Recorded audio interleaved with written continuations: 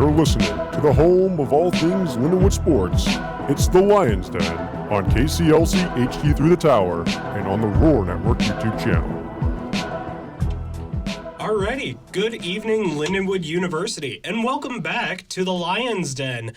I am Justin, I am here joined by James, and man, it feels good to be back in the studio. That winter break felt a little too long for myself. Maybe I'm only speaking for myself there. No, that one felt the longest of any break I've had, and I'm a senior. I've been through quite a few of them, which is nice in some respects, but it felt weird not being busy. Right? You know, every week we had this show, I was doing game day, I had other stuff going on. I was so busy. And then at home, I'm looking around for things to do. So happy to be back, happy to talk about some Lindenwood sports. We got a lot to cover here today as we recap what happened over break for you guys. No, I'm very excited because I've missed the show. I've missed being able to do this with you. I've missed being able to work with the esports program. But I think I just, kind of where you were at, I miss being busy. I missed actually, getting up out of the house, coming to campus every day. It's the little things that matter. And, when you're sitting at home for 2 months not doing nothing, or unfortunately, like what I caught at the beginning where I had that unfortunate little, the sinus virus that was going around. Oh, you were sick too? Oh, yeah, no, oh, it yeah, was me not too. good. Yeah, okay, we both started break really sick. Yeah, no, that first or second week, I was sitting there, I'm sniffling, all that, and I love my wife. I really do. But I can definitely say she's the one that got me sick. Love her dearly. God, that sucked. That's how it goes in relationships. That's one of the biggest cons of relationships. If someone's sick, you have to go see him, and you know you're going to get sick. Exactly. All right, well, that was a fun little intro. Well, we got to talk about some sports, because there was a lot that went on over the last month or so. We do. Well, you want to get us started with some men's basketball? You know what? Let's kick it off with some men's basketball, because, their season's still, they're kind of in the middle of their season, and they do travel to SEMO here on Thursday. However, going into the winter break, the men's team, they were sitting at a record of 6-5, with the last game being against Culver Stockton College with an impressive scoreline of 110-44. Seeing that going into the break, you think, they're starting to get form, they're starting to figure out what they need to do and kind of build off of that. And then, coming back, they would pick off where they left off with a win against Western Illinois that ended 92-76. Now, that's not near as dominant. However, it's still it's a winning scoreline. In their defense, that was an NAIA school versus in your conference. Exactly. So, I'll take a 92-76 stress-free win. Exactly. However, they're very much now in danger of repeating that above-average performance, with the record coming out of the holiday season being very familiar at 4-3. I mean, literally just a step down. One little step down there at 4-3. This ultimately means nothing because, they do possess a winning record, but that's at jeopardy considering that they lost their last two outings. Now, with me saying that, do you want to kind of break down with how those last two outings went for everybody? Yeah, and I got to watch both of them. Did you? That was my first time being an away fan for a sporting event, for collegiate or professional. Mm-hmm. I've never got a chance to do it, but SIUE plays in my hometown, so I went over to the Vidal Bean Center, hung out with two of the photographers for Lindenwood. They're close friends of mine. And I got three things I really want to... I'm going to be mean for a little bit here. I really like this team. This is the most fun basketball team that I've seen in my entire time at Lindenwood. I'm going to preface with that. Now let's get into three things that I have not liked over the last stretch of games for Lindenwood. There's been a big lack of focus and discipline, especially in the last two games, where they will go very long stretches where they score no points, or maybe one or two here because they get fouled or it's just a gimme. And then they turn over the ball a bunch during these stretches, and it happens every single game. And then they'll come out of that stretch, go on a huge run. The Little Rock game, they were down 14 points late in the second half. Brought it all the way back to being down 1 in 4 minutes. They went on a huge run. Everybody was scoring. Everybody looked great. They were getting stops defensively. And then end of the game, they went back to turnovers, can't score. It's so inconsistent. It's so infuriating to watch. Another thing is they struggle versus size. SIUE, they have a 7'1" center. His name is Arnis Sakinis. He's from Illinois, by the way, with a name like that. Really? Looks very European. Dude is massive, and he's not like a stick. He's just built. He looks like a boxer. Oh. They had him in the paint. Only played 19 minutes. He had 4 blocks in that time, and dude, it was a block party. He had the entire arena on their feet. And you've seen that this year.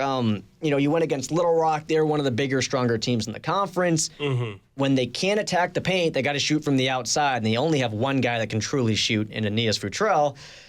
That's a problem. You're inconsistent. So if you have a bad shooting night, which Lindenwood tends to have lesser shooting numbers than their peers, they're not winning games. Yeah. Because they can't attack the paint consistently. And when they can, Jadis Jones goes crazy. And then my final thing, the bench. There has been 0 bench production, and it has been confirmed through some sources that they're going to lose another player off that bench for the season. I believe that is Talton, who's going down. He's been hurt for a while, and you've seen it. The bench production, it hasn't been there. You don't have shooters off the bench. They come in, and I'm not naming individual names. We don't do that on this show, but there's been some guys that do not recognize when a screen is coming. They don't get off the screen. They don't switch on defense. And then on the offensive side, they go up the floor and chuck up the worst midi you've ever seen in your life when the team has momentum. Yeah. It's like, okay, the team has been doing good things. They come into the game, and now you're just hoping and praying you can hang on until your starter comes back in. I mean, they have a good starting 5, but the bench for me right now has been one of the biggest issues. But we got some big games coming up, and new to the show for the rest of this semester, we're going to be doing some predictions week to week. So, Justin, who we playing next and who you got? So, for the next game, like I said, it is going to be Southeast Missouri State University, or SEMO for short. Don't say their full name. They don't even deserve it. SEMO. They don't. They're down in Cape Girardeau, and that is going to be this Thursday at 8 p.m. Or if you can't make it down to Cape Girardeau, because let's be honest, Cape Girardeau sucks, you can also watch it on ESPNU. That's right. Your Lindenwood Lions are going to be on national TV. How fun One other is place, that? too, because Where's ESPNU is great, but I believe Lindenwood's trying to send people down for KCLC. So if you can't make it to TV, let's just say you're a truck driver or something and you're driving that evening, tune in to KCLC 89.1. That is the HD1 station here, and That's it's run the by main students. station. Yep, that's the big one. But there's a lot of Lindenwood sports on there. So if you don't want to pay for ESPN Plus or something like that, Just tune into the radio station. the good old-fashioned radio. The main station, not this one. We know you guys love our voices, however, understand main station. Yeah, for we're the that one. poverty station. We're the poverty station, unfortunately. Well, actually, that's HD2. Nobody listens to that. We're above HD2 at least. Anyways, SEMO, Anyway. UT Martin coming up. Back to the predictions, because, the the SEMO game, sorry, I almost said the full name again. SEMO game is Thursday, January 15th at 8 p.m., and then the UT Martin game is following that on Saturday at 3:30. That one's going to be on ESPN Plus. That one is only going to be on ESPN Plus from what we understand, and that one is actually in Martin, Tennessee as well. So these are both going to be away games. No chance of going to Highland Arena for those.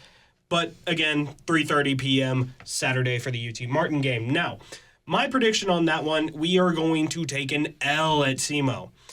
These losses are going to be playing a big factor into that sort of mental game. They've only had a few days in between, and I think they're going to collect that third L right there down in SEMO because they're so close to home. They've had such bad losses, like in the last one, especially being at home.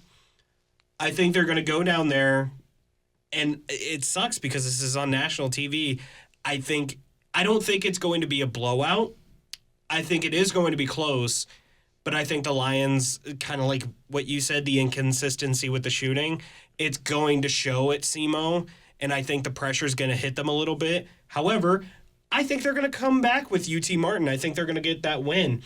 I understand that UT Martin is the big powerhouse right now within the OVC for the conference. However, I think that the 3 losses coming off of a possible embarrassment on national TV, they're going to want to fight a little bit harder. And, bright lights aren't going to be necessarily a factor. Maybe you get a couple players back that are, were hurt before, but they're able to come back into the rotation and produce a little bit for the Lions.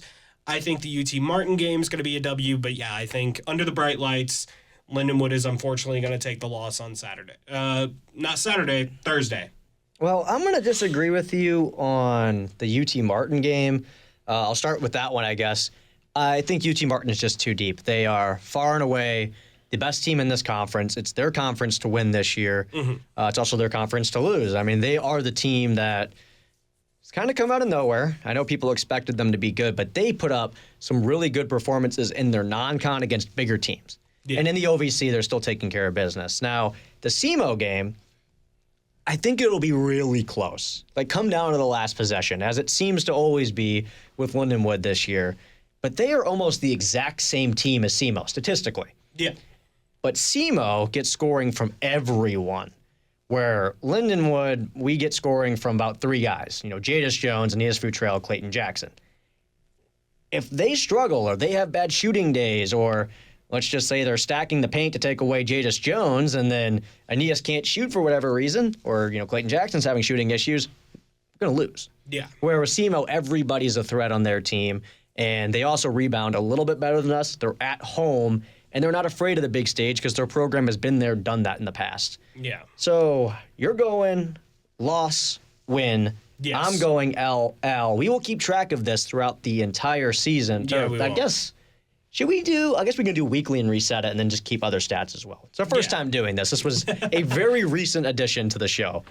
Trying to make it more fun for everybody. Not only just, you guys to listen in on, but also for ourselves, so that way we're not just sitting here, regurgitating the same stats and getting stagnant, as it were. Well, we can see if we know ball. Exactly. I mean, coming into this year, I've learned so much basketball, especially getting to see it in person. Because I always get to sit up in the crow's nest. I don't get a sense of the game. Yeah. I am on a camera more than most of the time. I'm not watching the subs coming in. I'm not seeing all the small differences and changes we're making. Mm-hmm. I'm just trying to keep the guys in frame and make it look good. Yeah. Or when I'm in the studio, I'm running replay, and I'm several plays behind. Just clip, save, move to a playlist. I don't get to take it in. Yeah. Going to the SIUE game was so cool because now I feel like I have a good handle of what this team is. Mm-hmm. And now I'm going back and watching old footage, of course, as we always do. Yeah. And getting, our notes together and everything. So I'm learning basketball. I hope I can take you down, but I also hope that we win one of these 2 games, right? And maybe we win both of those games. I don't want to root for our downfall. No, we're both going to be wrong, or you might be right on one, but it might be a W at SEMO and a loss at UT Martin, so you might take... I think that's more likely. I feel like that's a more likely one. Well, you took it the other way, though. I did. I have faith in my predictions. Don't get it twisted. I've got faith in my predictions, but... if we're saying which one's the most likely event, it's going to be the W at SEMO. Yeah, if we're going to win, I guess. Yeah. All right, well, let's move on to the women's basketball team because they do a whole lot of winning, especially as of late. Oh, yeah. They are currently 7-3. Well, no, they are not currently 7-3. They were 7-3 going into winter break, with the last game being against the University of Iowa. The, the Hawks? Hawkeyes. There you go. It's like a Buckeye ripoff. Anyway. Well, they're also really good, so they earn their name. Yeah, and they are really good. 102-68 against the Lions, really good to kind of cap off that last game before winter break. So it was a bittersweet Christmas on this one. 5-2 after the break, though, with the next game being against Western Illinois. I believe so, yes. Am I correct in that one? I believe you are. And that was not a very fun game to watch. No.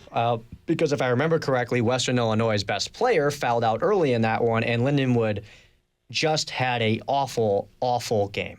Yeah. But I don't want to be too hard on them. I'll let you finish. No, not at all. Their next game coming back off of break was against the Leathernecks. And, collectively, though, they are sitting at 12-5, and I am extremely optimistic going forward into their season about playoff hopes, because we can talk about playoff hopes, because we are in the back half of the season, and they have one of the better records in the OVC. There is a high possibility that this women's basketball team is built to carry into the postseason, especially with this new coach. She has done an amazing job with this roster. And like we talked to Alicia last semester, she's even said this coach is intense. Like, she cares about her players and she's very nice to her players when they're off the court. But when they're on the court, it is intensity, intensity, intensity. And she demands the best from every single one of them. So I really think that's going to go far into the back half of this season. But, what are your thoughts so far on the women's team? Well, I'll say that break was a very mixed bag for me. I started off the break saying, dude, we hyped up this team. We said they were the best team on campus. They should be a playoff team. And then they went 2-3 right after we said all that. Yeah. Like, bro, I mean, we're losing to Western Illinois. I understand they're good. They're top team in the conference right now. But at the time, it felt like a game we should win. Mm-hmm. Lo and behold, it turns out several players are playing sick. There was a lot of illnesses going around the team at that time. You have a player, Gracie Wernley, went down with an apparent leg injury. Luckily, she'll be back soon. But at the time, I was thinking ACL. Ooh. I was thinking ACL, Achilles. I was working on replay on that game, so I saw all the angles. I'm like, oh, no, she's not coming back. See the infamous leg pop or something? Mm-hmm. I thought I did. But luckily, she's off crutches. She's walking around. Maybe we'll get her back. Anyways, not going to speculate there. But that was a low point. I mean, the team isn't playing good. They're playing sick. You have injuries to one of your key players. You had your home court taken over by an NAIA school. That Ottawa game, I tweeted about it. I was not happy. I know it's break, but to see an NAIA school from Kansas have more fans in attendance than our own fans in our own barn, and then for us to lay a kind of an egg in the first half, they were only up 11 at half versus a team they should have been killing. Yeah. I mean, it was back and forth. It felt like a close, hard-fought basketball game against a team you should kill. I was not happy. And then they got healthy, won their last 3 by an average of 19 points, all against conference teams. Brueggemann, Coffey, Jones are playing elite basketball. The team is just, they're so good. But they started the break so bad, and I just personally lost hope. Yeah. For a little bit. I'm like, dude, what are we doing? I mean, do you think it was just, it's the holidays, your minds are somewhere else. Some of them wanted to go home, wanted to see family. Like they said, there are some young players on this team. Maybe some of them, this was their first college experience, and they're like, I just kind of want to go home. I want to go see family. I've been away from them for so long. And maybe that mental sort of, break there kind of affected their performance a little bit. That's my thinking of what might have happened during that break. I'll disagree with the youth part of it because we do have an older team with our starters. Okay. Our bench has some younger, but I will say that part of the year is weird because you're not practicing as much. Mm-hmm. And then you throw in the fact that players aren't feeling good. And you start dropping some games. And a lot of it was just turnovers. Mm-hmm. Players weren't hitting shots for a while there. Maya Scoff, she did not look like herself. She wasn't making shots. She wasn't making plays. She was making mental errors. And that's not something you expect from her, someone with experience that's contributed in the past. Mm-hmm. I think that just kind of took a toll on the team. And she figured it out. She had herself a nice game, I think 2 games ago. She's playing good basketball again, and it's nice to see. But it was just weird at that time. And some of the things might just be bench concerns, like the men's team, not as bad. But the bench isn't too deep, especially with the injury. And then you have a lack of size in the paint. So, like, Brooke Coffey, she's awesome. She does a lot of her business in the paint, but she's not the biggest. Yeah. So if they get outsized, then they're going to have to shoot from the perimeter. And while we have good shooters, a bad shooting game can just cost you a game. So that's where I'm kind of at right now. But we got some big games coming up. Yes, we same do. teams the men's team are playing. But oh, yeah. What do you think about these ones? So let's go ahead and start this with, where they're going to be played. They're both going to be played at exactly the same place that the men's are playing. They're going to be playing at SEMO on Thursday, but instead they're going to be playing at 5 p.m., and they are going to be on ESPN Plus for you to watch. So their game's a few hours beforehand, which is good. That means that you get to go to ESPN Plus, watch the women's basketball game, watch the women's basketball beat SEMO, because that is my prediction. I'm going to spoil a little bit there.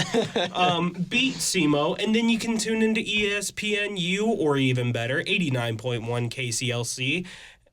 I can't remember the name. Anyway, not important. You get to tune into the men's basketball and watch them right after. But that's SEMO, that's Thursday, that's 5 p.m. for the women's team. And then Saturday, same exact thing. It's at 1 p.m., just a few hours earlier, so go ahead and tune into that one on ESPN+, and that one's also in Martin, Tennessee. So my predictions, I already gave away one. It's going to be a big old W at SEMO. SEMO's sitting at 5-10 and only 1-5 in the conference alone. They've found their rhythm.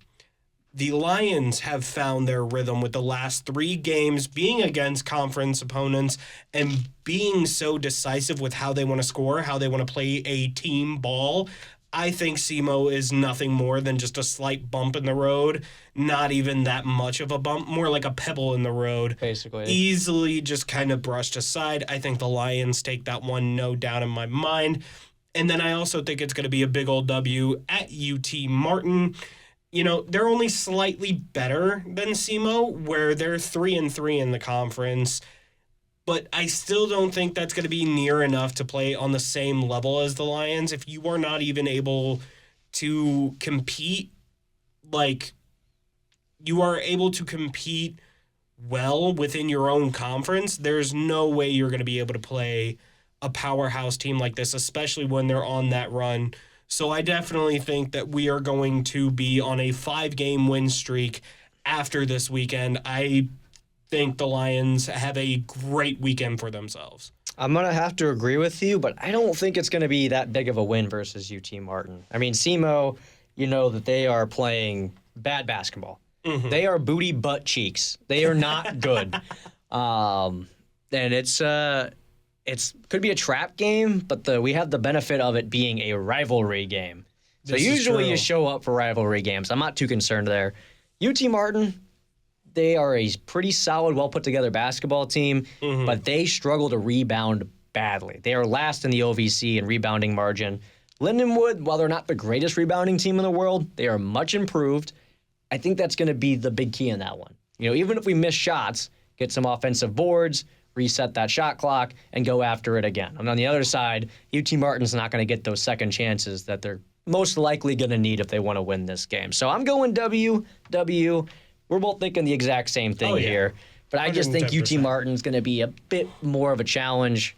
Should get the W, hopefully. Hopefully. But I still think we pick up that W against UT Martin. It might be a close game, but it's not going to be so close to where it's like nail-biting. Right. I mean, the last game was weird. Little Rock, they came in when, they have one of the best players in the country on their team. Really didn't expect that scoreline. I mean, beat the brakes off of them. It wasn't even close. I got an inappropriate text from one of the photographers, but dude, he was basically like, this game is a beatdown. He used another word I can't say on the air. Yeah. But I saw it and I'm like, what? There's no way. I looked at the score and I'm like, oh my God, it was like 30-8 or something at the time. Oh no. So, I mean, Little Rock's a really good team. If we can do that to them, maybe UT Martin won't be so tough. Yeah. But I'm going to go off the stats and what I've seen all year. Speaking of teams that might have a little bit tough so far this season, men's ice hockey. They are currently sitting at 9-11, and they are coming off of a 3-game loss streak. They were 8-8 going into the holiday break and came back to play Canisius. Is that how I say it? I believe so. Canisius University on January 2nd. They would win that return game. However, they would crumble on the stretch and lose the last 3, and that is why they are now sitting at 9-11. However, I did miscount. I thought they were sitting at a positive record, but that's because I was counting their exhibition games against Grand Canyon University. Thank you, James, for fixing me on that one before the show. That was great. So initially, I was going to report that they were 11-11, or like 12-11 or something like that. Yeah, 11-11. So I would have had the Lions breaking even so far, but no, unfortunately, they are currently below 500 for the season. You know, what do you think of that so far with this team? Well, I think that's the goal for the team, is to finish with a 500 or above record on the season. Mm-hmm. I mean, like, you got to take baby steps as a program. They haven't been very good the last few years. You know you're not going to make the playoffs. You know you're not going to complete a natty. There is no conference championship for you to play in because you're independent. So that's the goal. Mm-hmm. But you look at their last few series, and they played Maine, who coming in, I thought maybe we get an upset there. I mean, they were reeling. They were playing some bad hockey. They'd lost to some teams in their conference that they really shouldn't have. The ranking felt fraudulent. I called them frauds. And then we got outscored 12-2. We got destroyed. And, maybe that's on me for just not knowing ball and not knowing puck, which I feel like I understand hockey pretty good, but I was very, very wrong there. Just don't know the ways of the ice. I apparently don't know Maine that well. I mean, somehow the Hockey Writers of America see that record and see everything and say, yep, they're a top 10 team. And I saw it and said, no, they shouldn't be ranked at all. Anyways, Lindenwood in those games, I mean, they allowed 40 or more shots. You can't be doing that. They go to play Canisius. They got goalied in game 2. Absolutely goalied. I mean, Stumer Wickstrom had 72 saves. Ooh. Lindenwood did everything right. I mean, everything. They just couldn't find the back of the net. 72 saves, that has to be a school record for them. You just tip your cap and move on. You know he is not paying for any meals for the rest of the semester. He better not give him a beggar scholarship. Right? I mean, but that man that sucks, is not right? paying for a single bit of food. The rest of any team dinner paid for. Yeah, he definitely earned it there. But that sucks because you have a series versus Maine where you get obliterated. Oh, yeah. You come back and you play really good hockey against the team you feel like you should beat, you get goalied. It happens. You got to be mentally tough. Mental toughness does not beat Minnesota Duluth. They are a really, really good hockey team. And they were just outmatched, outplayed. So I'll say this. My final thoughts are the team's not playing well. They have a series coming up where they need to play well. They need 2 wins here. Need a sweep. Have to have it. Oh, yeah. The team is struggling, but I look to the goalies. I look at Bierman and Knapp. They got to steal a game. You don't need 72 saves. For one, the other team should not have 70 shots. No. So hopefully that doesn't happen for one. But they need to go out there and just steal one of these games. Put some confidence back in the team. Put some confidence in the defense, knowing that they got a goalie behind them that can make a save. Mm-hmm. They're not bad goalies. They're very, very talented. Yeah. And I'm not blaming them for this at all. I'm just saying they are the ones that could just have a good game and steal one and get this team right back on track. Yeah. But who are they playing coming up, Mr. Justin? So, funnily enough, the next 2 games are January 16th and January 17th. So that is this very weekend. That is Friday and Saturday, 7:10 p.m. on both nights here at the Centene Community Ice Center. So go ahead and support your Lindenwood Lions. And they are playing Stonehill College both nights. So this is going to be a little bit controversial, a little bit, outlandish. W's all the way around this weekend. W's all the way around. Stonehill is currently sitting at 4-14-2 and are currently on a loss streak. While it might just be a 1-game loss streak, a loss streak is a loss streak, and I'll take it. They've lost to some of the same teams that Lindenwood has actually beaten, so it stands to reason that Lindenwood can beat them as well. But I think ultimately what I'm looking at is Stonehill it seems like one of those teams that needs a lot more rebuilding than anything Lindenwood has. So I think that Lindenwood's going to take these games, get themselves back to 500, work on that momentum, and go into their games that we will talk about next week. I'm not going to say, I'll say what opponent they are, but not when they are. We'll cover that on the show next week, and that's the University of Alaska Fairbanks, which I feel like they're going to need, because something about Alaska and hockey, something tells me Lindenwood's going to need that momentum of coming off of 2 wins to go against them. You'd be shocked. I mean, I haven't actually looked at their record this year, but going through other teams that we've played, I keep seeing L's for Alaska, so maybe they're not that good. Maybe we just don't know puck. I don't know. But I'll say this.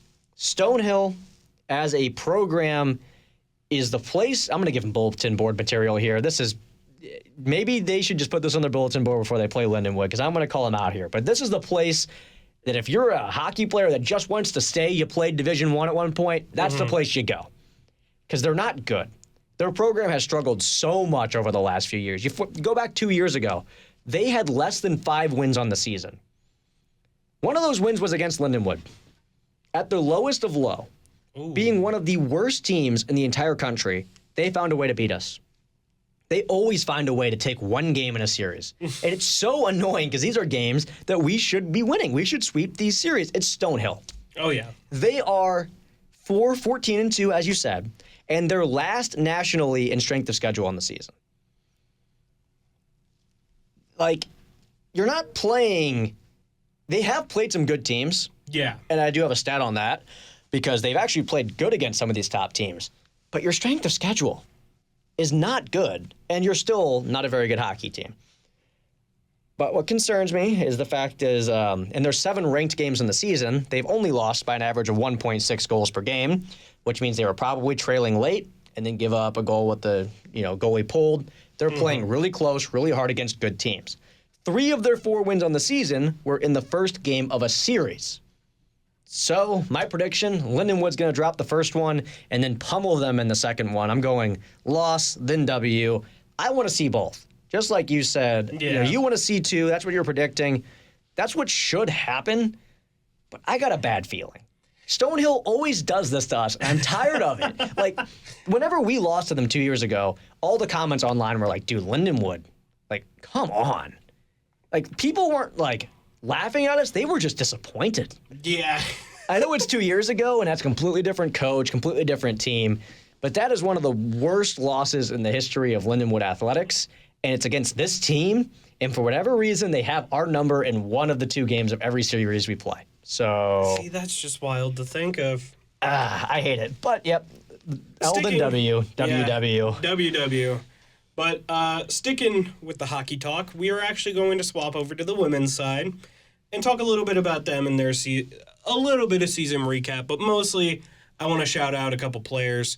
But first, let's get with the recap, and that is that they are sitting at 6-16-2 on the year and coming off of 2 losses against Mercyhurst University. They look forward to University of Delaware over the next couple games. And these will be the first games that they have actually had in 2 weeks.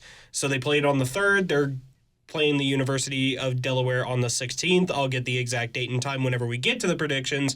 However, it'll be 2 weeks between their last games. So I think I'm not going to spoil my predictions. I was gonna get a little bit more into it there. We'll wait on that one. But 2 weeks, we're hoping for a comeback ultimately. However, this is a segment that I really wanted to point out because this is absolutely amazing, and that is 2 of the women's hockey players here. And I apologize beforehand if I'm excited I butcher for this. the name. I promise you it is all with respect, and I want to shout these. The second girls one is out. going to be fun. Guys, I'm just letting you know he does not watch hockey. He's learning the do pronunciations. Here we go. Lucy Quarto, I believe, and Alina Ziliox, I believe is their name. But they have earned the right and the privilege to represent their home country of France in the 2026 Olympics. That's right, 2 of the women's hockey players for the Lindenwood Lions, they get to go play in the Olympics. Like, that's sick. That's incredible. That's amazing. Are you kidding me? Like, look, I get that our record doesn't look the best, but I mean, the fact that 2 of our players get to go play on one of the grandest stages of them all to compete for something that some of us only wish that we could even, get 5 feet within, that is absolutely phenomenal. Congratulations to the both of them. And while we are Team USA over here, I hope you guys make it far. 2nd place at least. 1st place USA. But, we hope you at least get 2nd place, get to take home a medal. I'm hoping, but no. It's going to be USA and Canada. Come on now. Oh, man. I'm going to go with the name here. I'm going to take a shot at it, and I think it's Ziu. Ziu? Ziu or Ziao. That is so possible. It's French. It has the X in it. And usually when it has the accent, it's pronounced like that. But, I mean, it might be Ziliao. Could be Ziliox. I don't have the pronunciation guide here. Either way, congratulations to the both of y'all. That is great either way. The fact that we have 2 Olympic hockey players on campus with us. I mean, you can't really ask for much more out of an athletics, so maybe we should put more attention on the women's sports, eh? Wink, wink, nudge, nudge, big athletic directors. Maybe next year the women's rugby game should be broadcasted. Yeah. Like all of them. Women's sports in general, yeah. Anyway, how do you feel about the women's hockey? Well, I first of all feel like I should pronounce that name better, but I'm going through all of them in my head. I think I said all of them, and I just feel bad. I feel bad that I can't pronounce it confidently. You know, I'm sure we aren't the first, and I'm sure we're not the last. Yeah, I mean, maybe we could ask for pronunciation guides in the future. Man, that's a future thing anyways. So let's get into the team here. We talked about all the positives. You know that I am a very cynical individual, so there's going to be some negatives here. Yeah. But you look at like half their games, and it's a little less than half. They look really presentable. They look like a hard-fighting team. Maybe they lack some high-end skill, but they will give you a game. And in the other half, they look uncompetitive and unmotivated. You look at the score lines. Look at how these games ended up being played. It's like we have 2 teams, and we don't. One game, you go out there, they're about even in shots on goal, they're giving it their all. It ends up being a win, or they lose by 1 or 2. The other game in the series, they end up losing by like 5. And that's how the whole season has gone for this team. And you might think maybe it's a goalie thing. You know, some teams flip-flop their goalies. But since November 14th, Secreto Lexington has played every game. So it's the same person in net. They get stuck in their zone way too much. I mean, that's why they're struggling so much right now. They get stuck in their zone. They allow 1 billion shots on goal, and their special teams are some of the worst in the country. So for them to win, they got to score on a breakout or an odd man rush.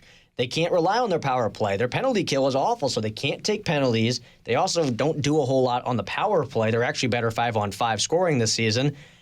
This is a team that has to have things go perfectly their way to win hockey games. But they're playing a team that's also struggling big time coming up. So I'm hoping to see a better performance here this weekend. So Justin, tell us about those games. So the next 2 games for the next 2 games for the women's hockey team is going to be against the University of Delaware, and those are also Friday and Saturday. And it is actually alumni weekend, so if you want to go out there and support some Lindenwood alumni, go ahead and go do that, but also just go catch a good hockey game, because those games are both going to be at the Centene Community Ice Center as well. Friday is going to be at 3 p.m. Saturday is going to be at 12 p.m. So, you know, you still get to sleep in, but at least wake up, be up and out of the dorm house, whatever, by noon. Go see a hockey game. You get to go home, you know, eat your Doritos, drink your Mountain Dew, play your Call of Duty all weekend. It's double XP weekend. Go ahead and go for it. But You're anyway, describing your lifestyle right now. not my lifestyle, the best lifestyle. Anyway, no, go ahead and go watch the Lady Lions, because I think it is going to be a double W weekend for them. They had a nice long break, both physically and mentally, to prepare for these games and to sort of learn from mistakes, you know.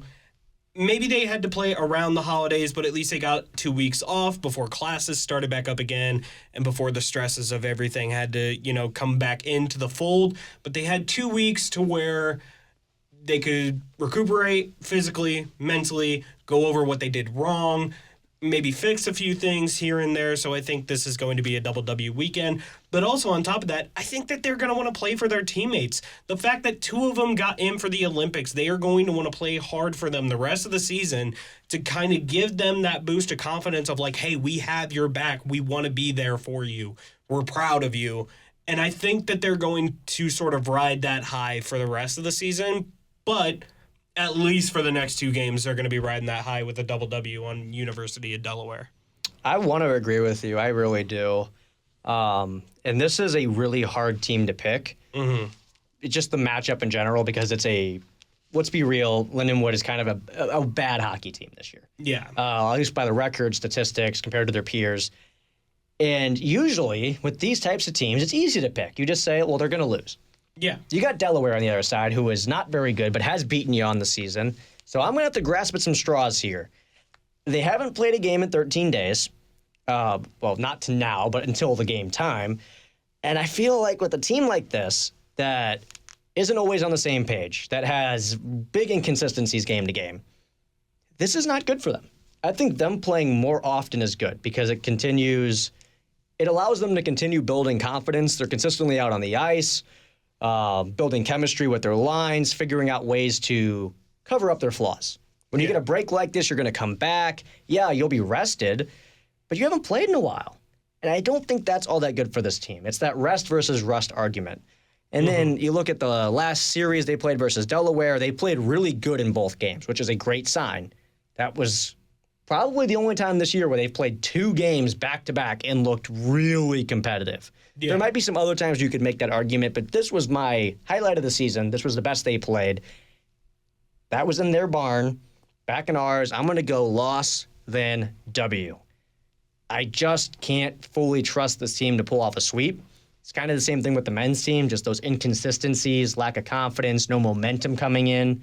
Rest versus rust here. I think the rust is going to take over in game 1. Yeah. I'm going to go L, then a W. But a W is always good. A W is welcome. It's better than getting swept. Yeah, you are wrong on that one. I'm wrong? No, I said you aren't wrong on that one. You are true. Okay. I'm true. Ladies and gentlemen, Justin is having a stroke. A little bit. It happens, man. Anyway, on to the next sport, and that is actually a new one that we're going to cover on the show, and that is men's volleyball. That's right, men's volleyball is actually kicking off so far this year. Now, they're currently at 1-1 so far with the 1 games. They lost against Long Beach State University, but they're ranked number 3 right now. So, a top 5 ranked team you lose to, it's a little understandable. Mm-hmm. It's a little rough, and you don't really want to see it. But, I mean, with a team that's that high, I don't know. You got to kind of keep expectations a little low. Of if you fight, you're doing a good job. If you win, that's the best case scenario. But then the second one was actually against Vanguard University, California, where they just swept them 3-0. So, got 0-3, got swept, but then they swept them 3-0. So back and forth, a little bit of positives and negatives. Did well there. Last year, though, they ended 10-15 with their last loss actually being against The Ohio State University in the MIVA tournament. So I think the goal of this year is to kind of prevent that. Some of the new players that we got, I got to meet one of them last semester. Really cool dude, has a really cool history. And I have a little bit more faith in this team for this semester, especially with what they're trying to build. But it's so early within the season, we're not necessarily sure what to expect. That's my outlook. What are you thinking so far? I look back to 2024. That was where this program kind of peaked because they had so much talent on this roster. I mean, they were pulling off upsets at the end of the year. They were beating ranked opponents. They won a few playoff games. Oh, wow. Yeah. I mean, in the MIVA tournament, not like going on the NCAA, but yeah. Last year, you had a lot of guys leave. I mean, people graduated, people transferred out. It was a mid-tier year. I mean, they lost to teams they were supposed to lose to. They beat teams they were supposed to beat. Unfortunately, there's a lot of really good teams in the MIVA and on their schedule. It was kind of hard to watch. I mean, I was broadcasting a lot of those games. You could go into the game, and you knew who was going to win before it even started. That's how it felt. Okay. So you look at the team, and what didn't work for them last year was service errors and the worst defense in the MIVA by hitting percentage. The other teams were they would score so easily and so consistently. And for us, I think we led the conference in aces, but we also had the most service errors. Mm-hmm. Like, risk-reward isn't really there. I mean, maybe you have a great serving team and you have to take some risks, and that's going to lead to service errors. But it was a problem night in and night out for this team. This year, they started a pretty similar way to, they beat a low-tier team. They got swept by Long Beach. Last year, though, they put up a bit more of a fight versus Long Beach. But both teams, new rosters, it's hard to draw anything 2 games in. Yeah. But we're going to be 4 games in by the time the show rolls around next week. This is true because we are going into the Under Armour Challenge for the weekend. And the games that Lindenwood is going to be playing is this Friday at 7 p.m. on ESPN Plus here at Highland Arena. So if you want to go watch a men's volleyball game, go ahead and hop on over to Highland, watch them play CSUN. And then Saturday on January 17th at 7 p.m., so about the same time, just the very next night, it is still at Highland Arena, but it is against Menlo College, or you could watch it from the safety of your own dorm if you like, on ESPN+. Now, this one is not very hard to predict because I think we're definitely going to get an L at CSUN, but we're going to pull off the win against Menlo. I think we're going to come out of this weekend 1-1, so I think ultimately by next week's showtime, we're going to be 2-2, and we're having to sort of see where they go. Again, another still trying to gauge where this team is at, and that is purely because CSUN right now, I mean, their wins, they're at 3-0. They have beaten Maryville University, they've beaten Harvard, and Kentucky State just to come play Lindenwood first and foremost. And I don't think with such a powerful schedule and them being able to beat such a powerful schedule, Lindenwood's going to be able to, kind of clap back or bring it back from that. They're not a top 10 team, but they are a ranked team, and I think that kind of works against Lindenwood in that. Menlo College, however, they are currently sitting at 0-2, coming off of 2 losses from Lewis University and the University of California, Santa Cruz. Now, those colleges don't really mean much. We don't really know those colleges. Lewis is usually really good. Okay. Like, they're usually ranked, but the other school, that's not the greatest loss. Yeah. So, 0-2. So I think Lindenwood has that win at least to cap off the weekend. It's just going to be really hard to kind of go in there and have that loss right off rip going into the challenge. But that's just my thoughts. That's just how I'm seeing it. How do you think this weekend's going to go for the Lions? I agree with you wholeheartedly on most of the things you said because this team did this last year. Ranked team, not going to beat them. Mm-hmm. Bad team, probably going to beat them. I mean, they only had 1 win last year versus a ranked opponent, and they played a whole lot of them. The MIVA is stacked. Yeah. And for me, I really need a reason to believe in this team before I go out here picking upsets against highly ranked opponents. Mm-hmm. So I'm just going to take the safe bet, go with you on that one, go with the loss. And then Menlo. I mean, they're a mid-tier team. We don't know what they are yet. But I will say Lindenwood last year was 8-4 at home. Mm-hmm. They were really good against their peers and teams under them on home court. So I'm going to go with the trends from last year. I'm going to agree with you. I'm going to give them a W here. 500 after the weekend, I'll take it. That's not a losing record. It's not a losing record. It's not, best in the world, but it's not a losing record. Well, I think it is time for us to move into our 3 stars of the week, and we're also going to crown our team of the week. It's time for the 3 stars of the week.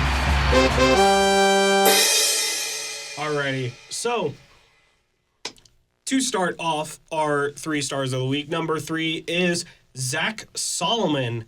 Averaging 9.2 assists per set, top 20 nationally, and led the team last year. So overall, his performance on the court has really helped bolster their sort of motivation, their performance overall, and I think they're really going to need that going into this weekend, especially against a ranked opponent. So, kind of coming off of the men's volleyball. So, Zach Solomon is number 3 star of the week. If you want to take us into number 2, Mr. James. Well, I'll comment on him as well before I move into number 2. I'm impressed by him because he basically plays every single point. They don't really sub him out. He is one of those guys that's just going to stay out there. So, For one, he has great endurance, and two, I mean, the stats speak for themselves. I mean, being top 20 in the country, last year he had even better numbers than 9.2 per game.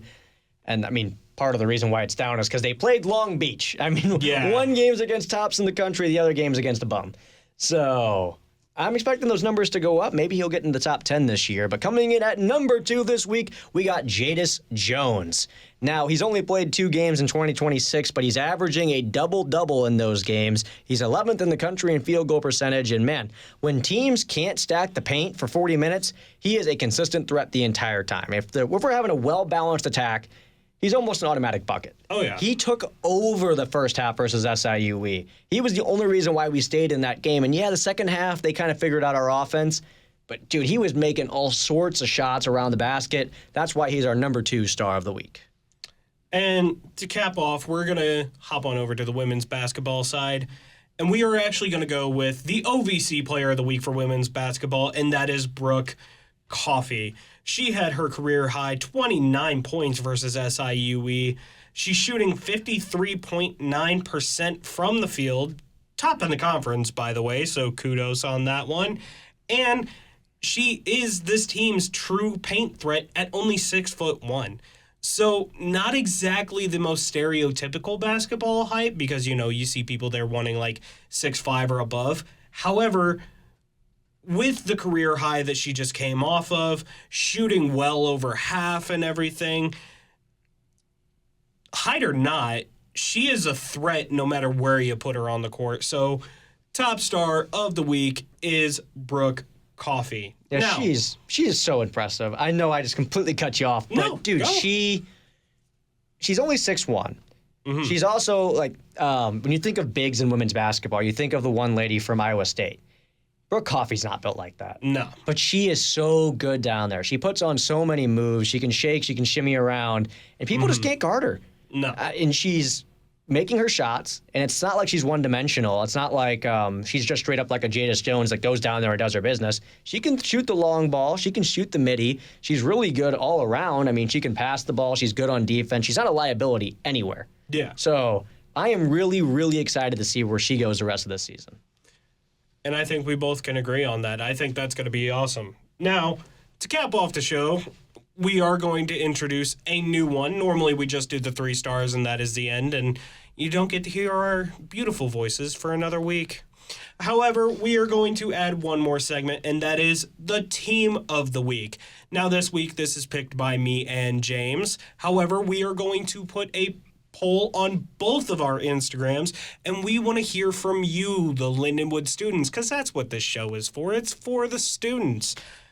We want you guys to vote on Instagram at James Zugmeyer. That is James and then Zugmaier, because I know sometimes his last name is a little confusing to spell. Yep, my bad, guys. And then at Jetkin4, Jetkin, and then the number 4, both on Instagram. Go ahead and vote and tell us who you think was the team of the week, so that way next week we could get those results back and we can see who you guys think performed the best over the week, and we will even feature them at the end of the show. But on to who we picked, and we picked women's basketball as our team of the week. Beat 2 top 3 teams in the conference, and they're 5-1 in their last 6. You can't really argue with the results. They're there. Women's basketball has been putting up results. They were a little rough coming off of the break, 2-3, but ever since then, 5-1. So you can't really argue with results. No, I'll back you up on that one. It felt like they were going to win by default because all the other teams are struggling right now. Men's volleyball, we don't know what we got. Yeah. But they really put on a good show to finish off break, and I really like this team. I have some very valid concerns about their size, their bench. How far can they realistically go? Can they win the conference? Mm-hmm. That's yet to be seen. There's a lot of good teams this year that people did not expect. But you got all these great players, and they're playing good basketball. There you have at least one team of the week. We don't know about the conference. We don't know about any March Madness games, but at least they won this accolade this week. Exactly. So, with that, I think that is going to cap off the show. Thank you guys very much for listening. And, we'll be back next week, Tuesday, 6 p.m., same time, same place, same channel even. So thank you all very much for tuning in, and we look forward to hearing y'all next week. We're going to hear them? Yeah, the votes. Oh, yeah. The votes. Durr. Thank you for listening to The Lions Den. We're on air every Tuesday at 6 p.m. right here on the Tower, and all recordings are on the Roar Network YouTube channel. Have a great rest of your evening, and go Lions!